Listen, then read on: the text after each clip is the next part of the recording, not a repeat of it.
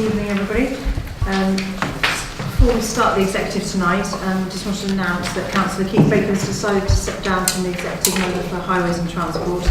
I wanted to formally thank Keith for his contribution to the executive over the last 6 months, and I hope that he'll continue to stand up for his residents in Woodley and promote the excellent work of Woodley Town Council, where he'll be focusing on his role as leader.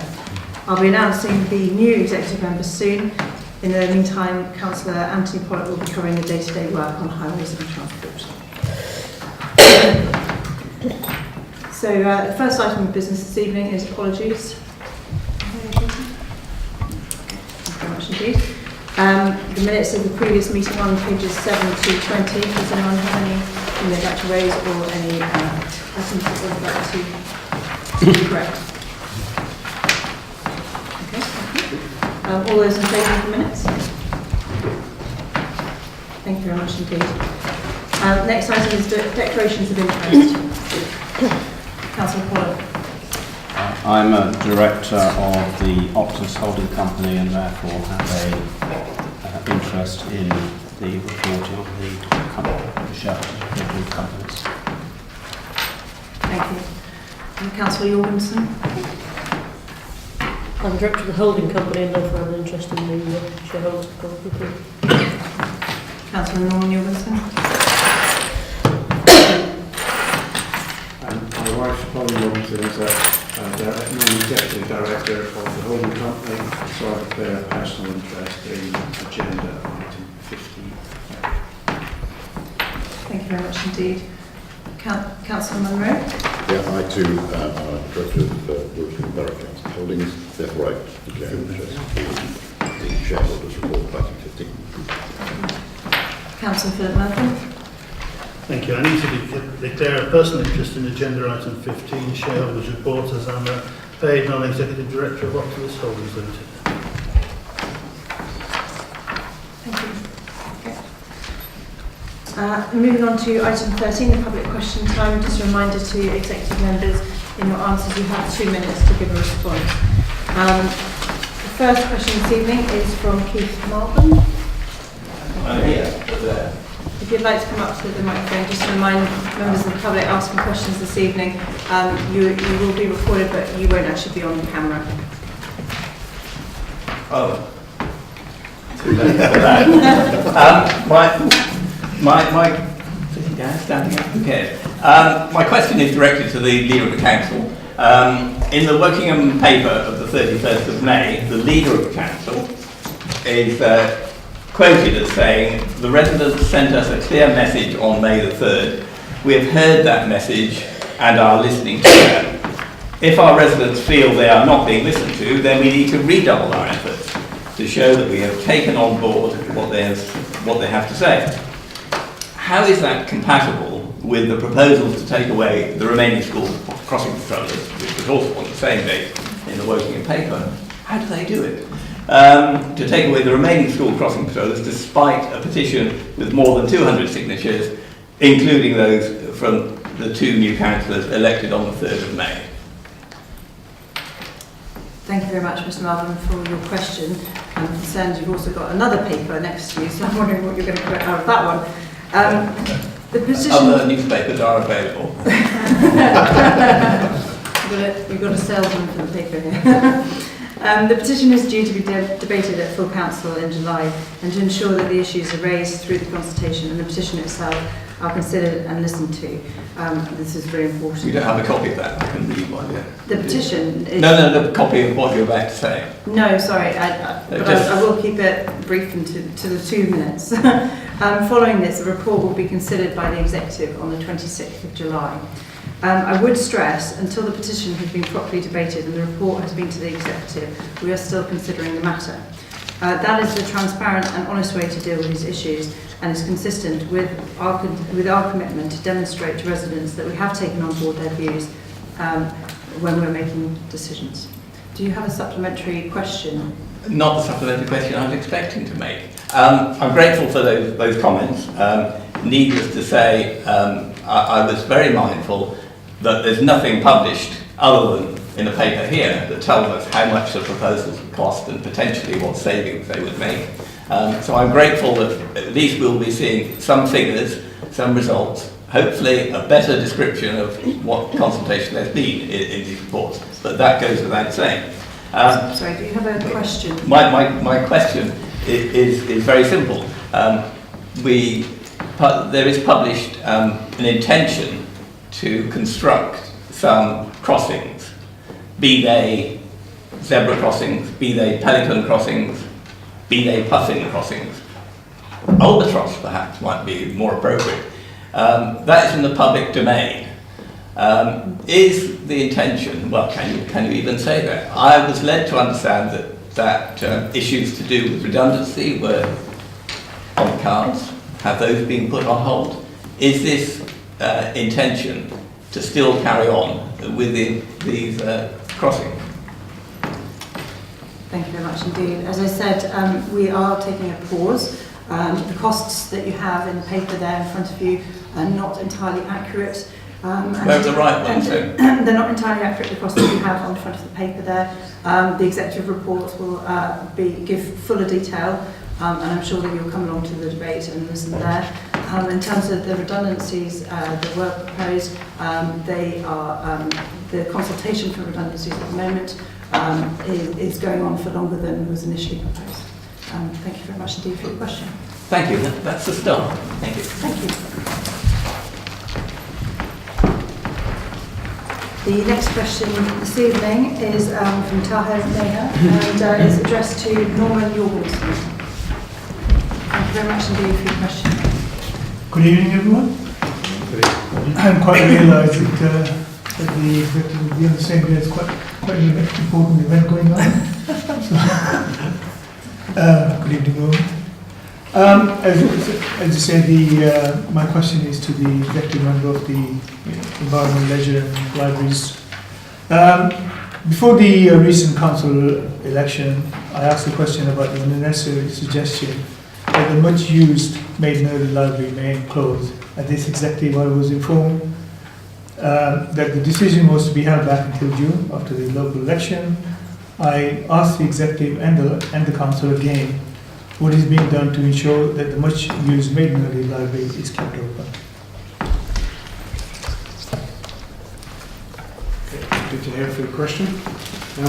The response to the previous question actually stated that the decision to end the council's use of the Maiden Early School site library was taken by Maiden Early School in February 2018 in accordance with the lease arrangements that have been in place for 34 years. Prior to this, the school requested that the council change the opening hours of the library to be after the end of the school day. This the council did in January 2018. It was even more disappointing, therefore, that only a few weeks later the school terminated our lease, closing the library. In response to your previous supplementary question, I said we intended to bring a paper to the June executive on our library service and the impact of closing the Maiden Early Library. There is a paper at this evening's meeting explaining how the council continues to meet its statutory obligations to provide a comprehensive and efficient library service to the residents of Woking Borough. The assessment shows that the council has been successful in providing an increasingly well-used library service for the people who live, work and visit the borough. The closure of the Maiden Early Library is likely to have only a small impact on residents' ability to access library services due to the close proximity of alternative libraries that are open for substantially longer hours each week than the Maiden Early Library has been. Finally, just to repeat, the decision to close this library was taken by Maiden Early School, not by me. Thank you. Thank you. Do you have a supplementary question? Kind of a comment more than a question, if that's possible. I obviously serve with a lot of residents in Maiden Early. As yourself, I am also concerned. And everybody wants a library, but they want it also in Maiden Early and not a bus ride away or whatever. And so I suppose the question is, there will be locations within Maiden Early where we can relocate the library to. We're spending a huge amount of money redeveloping the Wokingham Town Centre. Surely we can spend a few $100,000 on a library for a much needed community. And things like a library are very much the fabric of any community. Okay, thank you. Again, just to repeat, it was the school that closed this library, not us. We had no desire to close the library, so you really should direct your ire at them rather than at us. The Lower Early Library is less than a mile away. The Woodley Library is about 2.5 miles away. So there are other libraries that serve the area that people can get to. When we started our assessment of who used this library, the Maiden Early Library, we were concerned there might be a number of sort of vulnerable people that couldn't make it to the other libraries. But there are 6 pensioners that use the Maiden Early Library and no other library. So our library staff certainly focusing on people like that to see if they're able to access the services. The vast majority of people that only use the Maiden Early Library, and there are only 171 of them, are pupils of the school and their close families. So it's a school issue rather than a community issue. So you know we're doing lots over the years to increase the footfall in our libraries, and they're being very successful in doing that. So I think the strategy that we have to do with libraries is working in this borough compared with other boroughs where usage of libraries is dropping. So we do everything we can to encourage people to use our libraries. Thanks. Thank you very much indeed. Moving on to the member questions this evening. First question this evening is from Councillor Garen Cowan, and it's a question for Councillor Stuart Munro.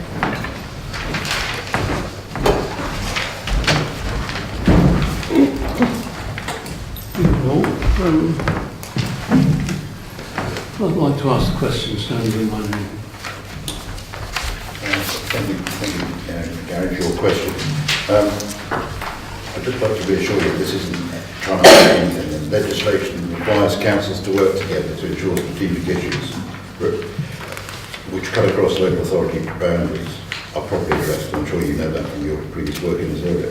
With regards to housing, councils are required in government policy and guidance to identify housing market areas. These are function areas which have a relationship in terms of house price, migration and commuting patterns. At present, this council and other Berkshire local authorities rely on the Berkshire, including South Berks, Strategic Housing Market Assessment, known as SHMAR, as the most up-to-date assessment of housing issues. This identified to HMA relevant to the Berkshire local authorities, a Wokingham-centric Western Berkshire HMA focused on Reading, which includes Wokingham Borough, West Berkshire and Bracknell Forest, in addition to Reading. An Eastern Berkshire HMA focused on Slough and includes RBWM and South Bucks in addition to Slough.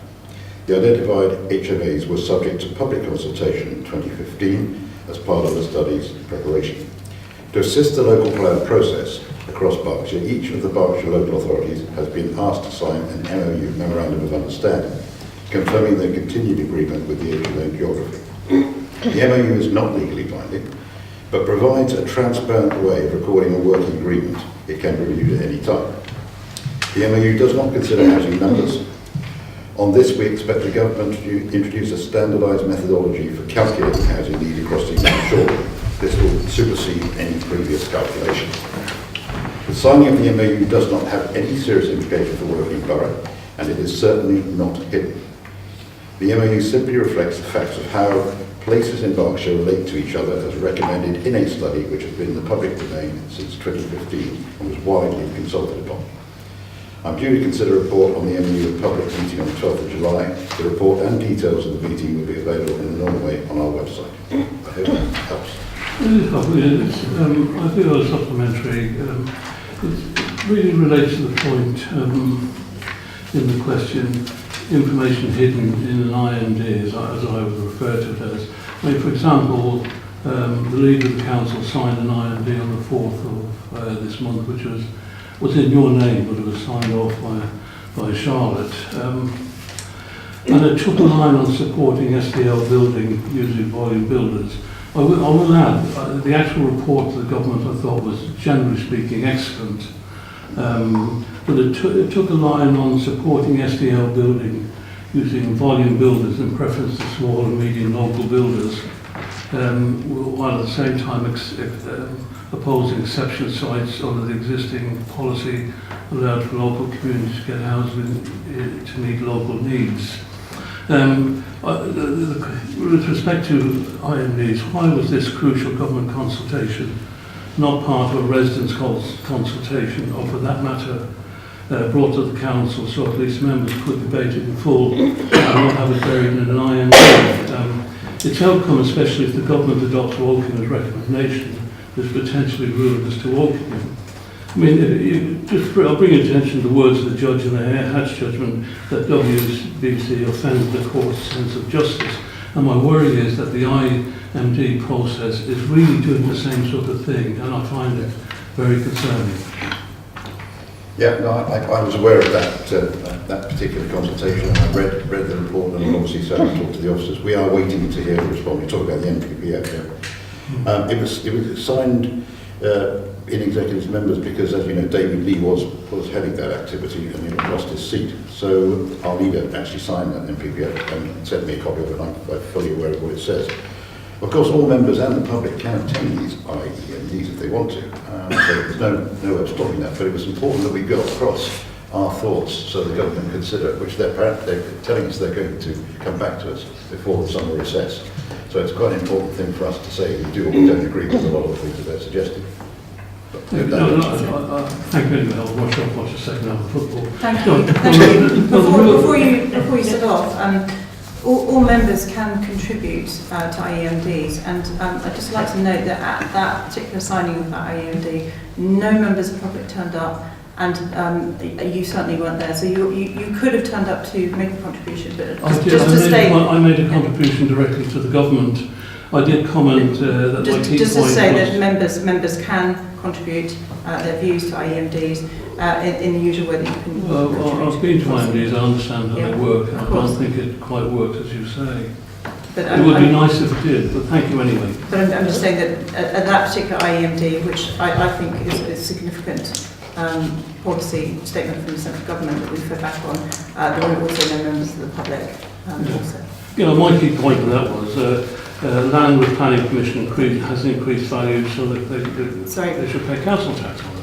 That's the point I'm making. So instead of land banking, if they got the tip of the hand of the property they have to pay, we don't see any of that in now. So I've certainly a different opinion of this, but my concern is the process. But thank you all anyway.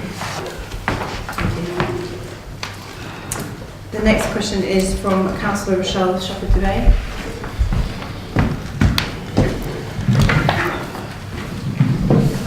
I'll shorten my question again like I did for the meeting. I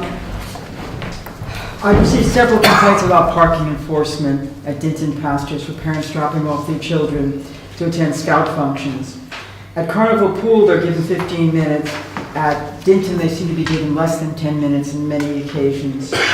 Why can't some leeway be given for these poor people who are actually dropping their children off at no cost to walking? Thank you for the question. Councillor Pollock is going to answer it this evening. CPE, that's Civil Parking Enforcement, visits generally occur twice a day at council country parks, once in the morning, once in the evening, in order to establish whether a car has been parked on site for more than the 10-minute grace period. Our inspectors routinely take down the registration numbers when they arrive at site.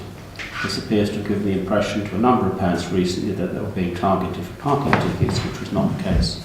As far as WBC are aware, no parents dropping off or picking up their children from scouts have received parking tickets where they have been parked on site for less than 10 minutes. Do you have a supplementary? Of course I do. The scouts are having problems getting adult volunteers to help because they have to pay parking in addition to volunteering their time. And since this is a free service that Woking is not paying for our young people, is there anything that can be done to give some of these volunteers a free parking there during the time they're volunteering for scouts, like a little sticker or something like this for no other time, just while they're volunteering at the Scout Centre. I will have to give you a written response to that. Thank you. Thank you. The next question tonight is from Councillor Imogen Shepherd-Gray, and it's also for Councillor Pollock. What happened to EM3?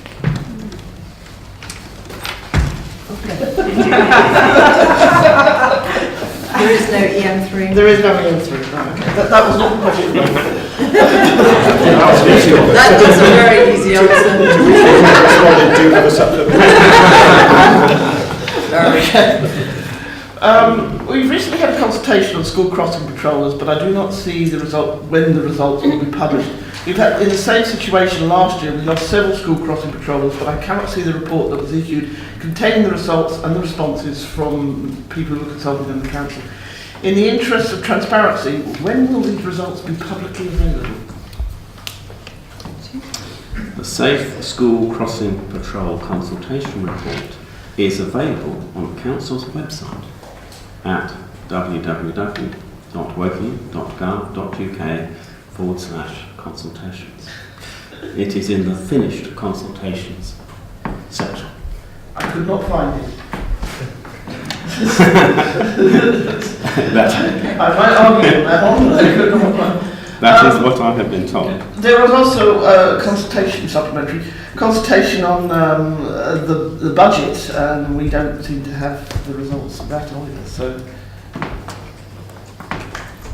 I would suggest the budget is not part of my purview. And this is a question about consultations and making sure that they are public. I can't comment on that.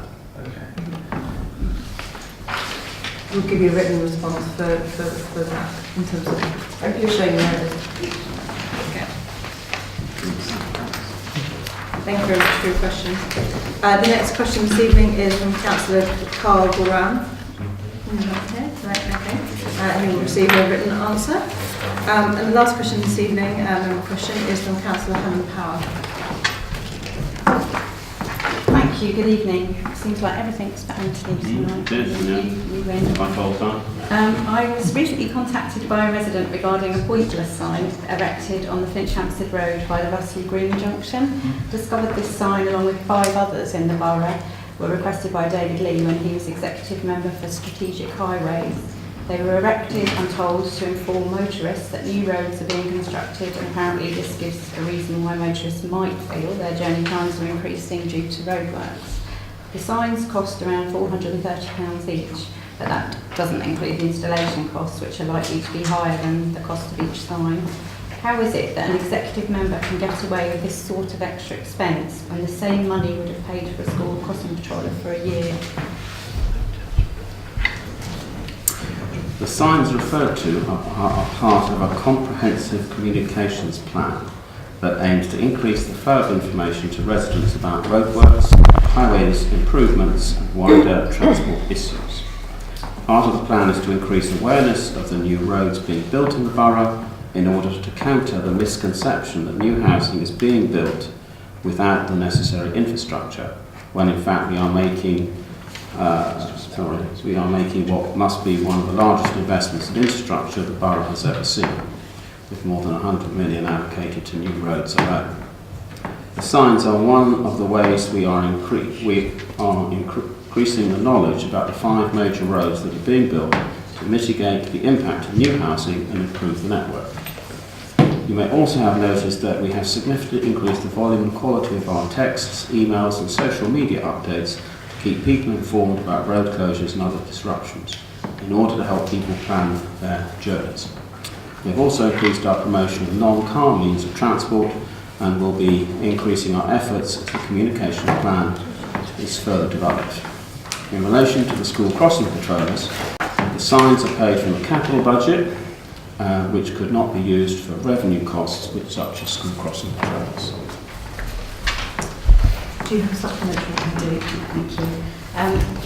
Firstly, I would say that maybe you should have a review of your comprehensive communication plan, because those signs don't say anything that's really of any use, and residents have complained across the borough about them. However, and I also understand that the revenue and capital costs impact the council's financial situation in different ways. However, this question relates to one person making a financial decision that residents across the borough think is a waste of money. Will you listen to residents and use their council tax to continue to provide services they have shown they want and value, such as school crossing patrollers, instead of projects like these signs? As the signs are not paid for by council tax, that is not For residents. the issue around spending of money based on residents, the things that residents value. Of course, we do that all the time. Thank you very much for your questions. I would just like to add that one of the things that residents talk about relentlessly is about communications, and in order to try and combat that, the signs were some way to go about bettering the communications out there. That's not to start a bigger conversation here tonight, but it is just about starting to get better communications as a council. Moving on this evening, on to agenda item number 15, the substantive items this evening. We've got the shareholders' report, and I'm going to hand over to Councillor Julie to do something. Thank you. This is a shareholders' report on our independently owned companies. Pretty straightforward. I think it's some good news stories, but happy to take any questions. Thank you. Councillor Stuart Monroe. Julie, obviously good to hear that these things are going to plan. How did the handover at Foster's go? The handover went very well. Optilis accepted it without sort of too many preconditions, and I think all the objectives were met, and now the residents are in there, and certainly when I went round everyone's very happy, so yeah, good news story. Councillor Weeks. Yes, thank you. A question particularly about Optilis, speaking as a past non-exec of Optilis, I'm pleased to see that the profitability of Optilis, or rather the savings that it can offer the council as an alternative to just profits, seem to be now running in the region of £1 million a year. So since Optilis is now been in existence for almost 7 years, I guess Optilis has contributed in excess of £5 million in terms of savings. Is that correct? That is correct. It is more than 5 million. It's probably sort of closer to 6 million. We've done it in such a way that we mitigate the sort of tax liability. It makes a sort of good investment for our residents and also the company. Thank you. Any other questions? No. Okay. The recommendations are on page 21. The executive asked to note the budget monitoring position for the month ending 30th of April 2018, and recommendation 2, the operational update for the period of the 30th of April 2018. All of those in favour? Thank you very much indeed. Okay, the next item 16 this evening, is the comprehensive and efficient library service report, which is Councillor Norman Jorgensen. Thank you very much. We've already had this evening, but just to repeat, in February 2018, Maiden Alley School issued a notice terminating our lease of the library premises. I was disappointed that the school had decided to do this, bringing an end to 34 years of operating the dual-use library. We have undertaken the work in this report to ensure that the council continues to operate a comprehensive and efficient library service. The Maiden Alley Library is open for 15 hours per week, and most users also use another borough library. Most that only use this library are pupils and their families. The Woodley Library is less than 3 miles away, and Lower Alley Library about a mile. Both of these are open for significantly longer hours each week, including Saturdays and Sundays. So the use of Maiden Alley Library can be taken up by the other nearby libraries. I'd just like to point out that we have opened a new library in Finchhamstead in the last few years, and in addition to that, the council will be opening new library facilities in Shinfield and Arborfield as part of the strategic development applications. Thank you. Thank you. Any questions? Councillor Robinson. Just picking up on a couple of things you mentioned about Maiden Early during the question. You said that 6 pensioners only use Maiden Early, and you'd been looking at how you can make sure that people who are infirm can still get books even if they may not be able to travel the distance to the alternative libraries, even though it's less than a mile. I'm just wondering if you could tell us a bit more about that, and also if you could tell us how the self-service arrangements are going in the libraries. Okay, thank you. Well, we operate a home delivery service, and there's a number of volunteers help with that, so that's going very well, and certainly we'll bring that to people's attention. There's also just recently introduced things like an online service for magazines and newspapers, so there's more and more services coming online that people can use. You can order books online as well, access things that way, so you don't actually have to physically go to the library. In terms of the self-service in the libraries that the self-service kiosk have been introduced to, this is the first year of operation, about 50% of the users of those libraries have used the self-service kiosks, so that's pretty good for the first year of introduction, I think. Thank you very much indeed. Any other question? Councillor Pauline Sanders. Thank you. Can I ask what programme is in place for the coming summer period for children facing reading challenges? Okay, so we have the reading challenge, which is starting on Sunday this week. We just put a press release out in the last couple of days about that. So it's encouraging children to read books, and it's all centred around the Beano this year. It's Beano's 70th birthday, I think it is. So it's all centred around that. So sort of got that theme to the challenge. So there's a series of events happening throughout the summer from now until September. So encouraging school children to read books, trying to encourage them to read at least 6 books during the summer holidays. And it's usually a very popular sort of activity, so hope it will be again this year. Thank you. Thank you very much. Councillor Wilson. I'll just point out to those who don't know that the reason why Norman had a big smile on his face is his mum used to work for the Beano. Well, So I think I used to work for DC Thompson's. So I think he got quite a lot of it when he was small. I think with the Beano theme would be more than just children queuing up to get their rewards and stickers this year. So, yeah, exactly. So, great. Any other questions? No? Okay. Great. The recommendations are set out on page 29, 2 recommendations. The Executive are asked to, 1, approve the arrangements to mitigate the impact on the Council and the statutory requirements for the provision of the library services, following the notice being served by the Maiden Early School to vacate the Maiden Early School library site, and 2, agree that the book purchasing and staff resource is redeployed across the remaining library sites. All those in favour? Thank you very much indeed. The next report this evening, agenda item 17, is the Wokingham Borough Primary School Places Strategy 2018, and I pass over to Pauline Henry-Sands. Thank you. I'd like to say a little bit about this document, just for the sake of clarity, because it is an important planning document that's going to last us for a few years. It sets out an analysis of the need for primary schools in the borough in the context of the ongoing large-scale development that's happening. And the timing is intended to cover the short-term 3-year period, medium-term 5 years, and indeed long-term 10 years. I'd particularly like to draw people's attention on page 42 to the 3rd bullet point up about Woodley, because I think this is an important paragraph for a couple of reasons.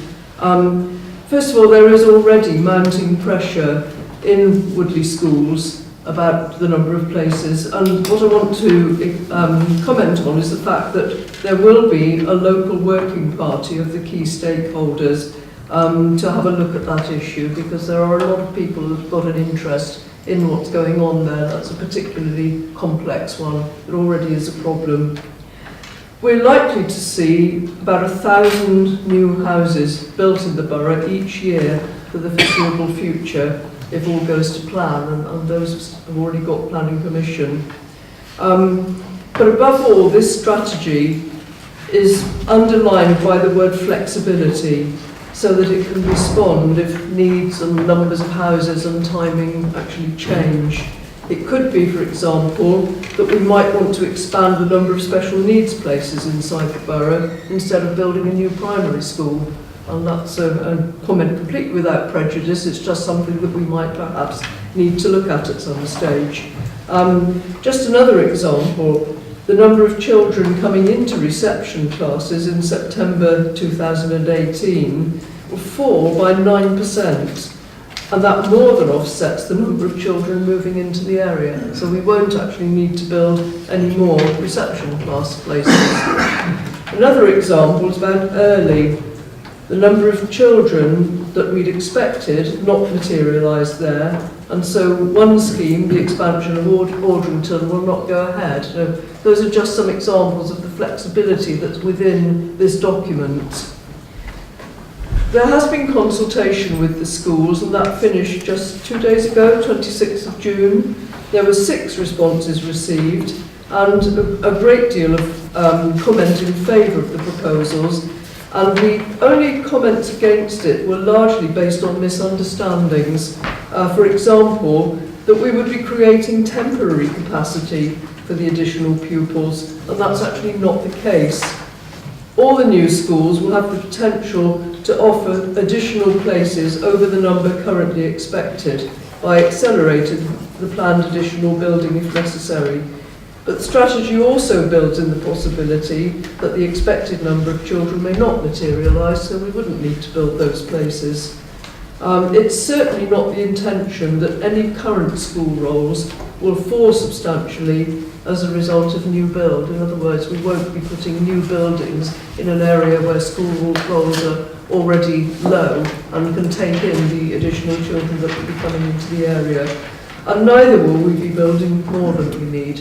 And so really that's the key message behind this document, that although we need to have an overall strategy, it is a subject of constant monitoring to check both the current and the future needs, depending on numbers coming into the area, where they're coming in, and the fact that we need to have enough school places, but not significantly too many.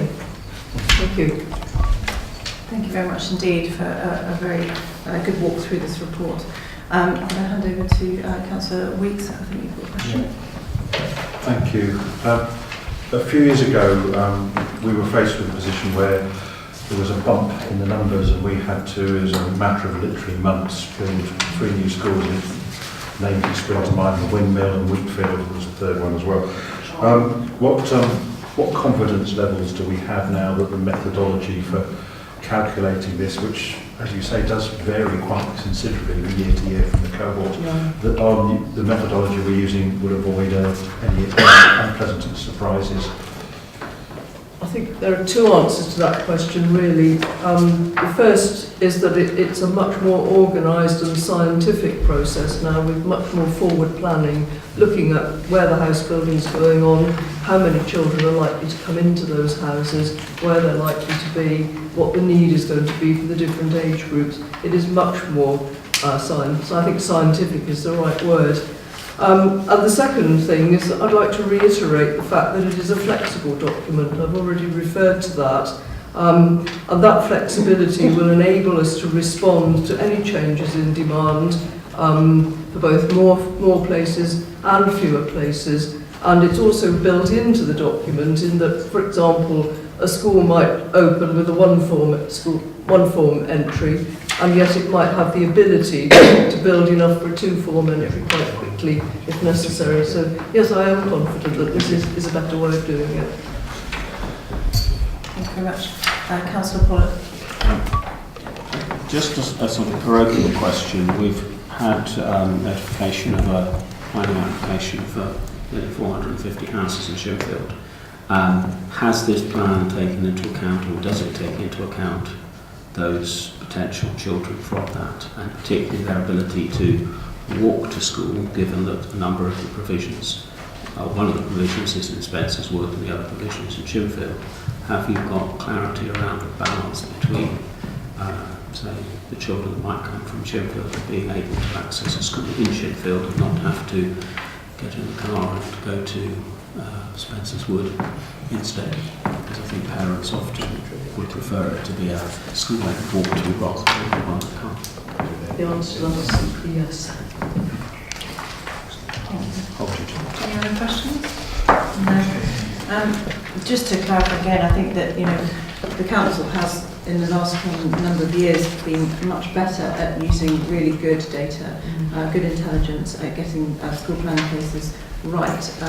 There have been a couple of occasions where we've been caught out by a few surprises with numbers of people moving into an area in a particular ward, for example. But on the whole, when I speak to other colleagues around the country, we build permanent schools, brand new schools, permanent places. We don't do bolt-ons that other councils have been doing, and we produce some amazing brand new state-of-the-art schools in primary and in secondary as well. And I'm really proud of what we are able to do here, and this is just a really good example of forward planning and being able to look about what capacity is coming over the horizon and the changes that could be happening around the whole of the borough. So I commend this, and the recommendations are on page 41. The recommendation is that Woking Borough Council Primary School Places Strategy 2018 to 2028 is adopted. All of those in favour?